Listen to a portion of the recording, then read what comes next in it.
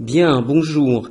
Nous sommes ici dans l'exercice 3 de la vidéo du séminaire de grammaire concernant les temps du passé.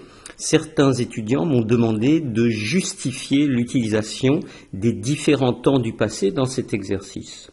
Donc, regardons ce qui se passe. Première action, A1, A2, deux verbes. Ces actions-là sont vues comme des événements. Donc, en français, on utilise le passé composé lorsque l'on considère une action comme un événement. Le passé composé is the default tense when you look at an action as an event. Okay? Premier événement, il a obtenu une maîtrise d'allemand et une licence de russe. Deuxième événement, puis il a intégré le programme Erasmus. Ces deux actions sont présentées comme des événements. Regardons ensuite le verbe suivant. Quel temps avons-nous là? Vous l'avez reconnu, c'est le plus que parfait.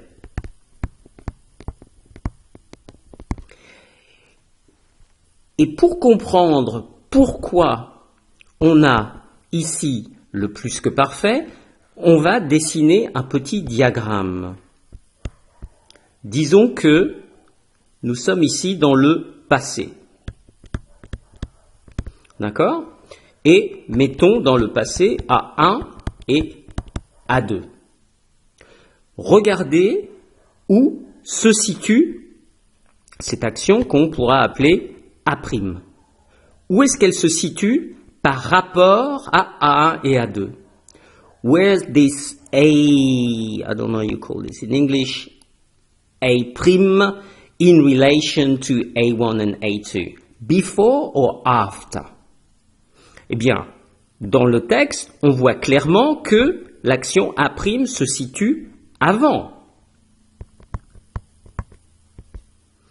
Donc, on utilise le plus que parfait parce que le plus que parfait marque l'antériorité de l'action A' par rapport aux deux actions A1 et A2.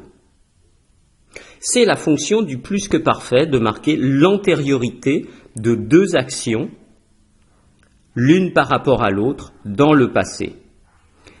Même chose, regardez si vous voulez la phrase suivante. Et vous pouvez entendre les chiens dans la rue. Regardons la phrase suivante. Regardons le verbe. Le verbe ici est encore au plus que parfait. Appelons cette action-là l'action A seconde. Quand a eu lieu A seconde? Regardons les indications dans le texte. L'année du bac. Donc l'année du bac, c'est avant ou après A1 et A2? Bien sûr, c'est avant. Donc c'est pour ça que l'on va encore avoir le plus que parfait. Donc les deux actions A' et A seconde marquent une antériorité, sont antérieures, et c'est pour ça que l'on a le plus que parfait. Maintenant, phrase suivante. L'année dernière, il est entré à l'université Humboldt à Berlin. Encore une fois ici, on a une action qui est vue comme un événement. Et donc, on a le passé composé. Même chose, on a cette autre action. Il a étudié pendant 8 mois, qui est encore considéré comme un événement.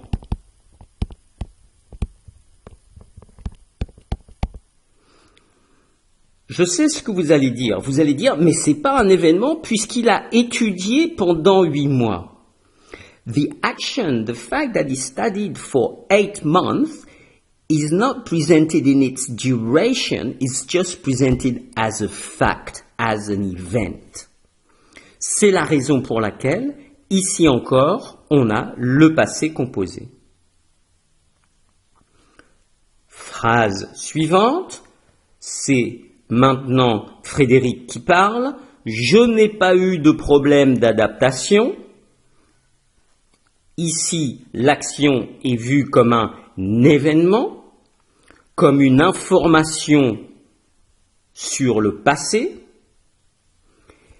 Et maintenant, regardez le verbe suivant. Pourquoi nous avons ici l'imparfait? On a ici l'imparfait par opposition au passé composé. Ici le passé composé, ok, is just stating a fact, something that happened in the past. Je n'ai pas eu de problème. Et ici, pourquoi l'imparfait? Parce que je connaissais un peu Berlin, il va nous donner une information concernant le contexte. He's giving us background information. C'est la raison pour laquelle vous allez avoir l'imparfait. Même chose pour le verbe suivant. Il nous donne ici une information concernant le contexte. Et c'est pour ça que l'on va avoir l'imparfait. À cette époque-là, je savais que l'échange était la meilleure façon d'apprendre. It's background information in relation to, je n'ai pas eu de problème d'adaptation. Et on pourrait même argumenter que the background information is expressed in the term of a cause. Mais parce que c'est une information concernant le contexte, on va utiliser alors l'imparfait. Bien, j'espère que ma petite explication aura permis de clarifier l'utilisation des différents temps dans cet exercice. N'hésitez surtout pas à me contacter si vous avez encore des questions. Eh bien, c'est terminé. Je vous vois la semaine prochaine. Au revoir.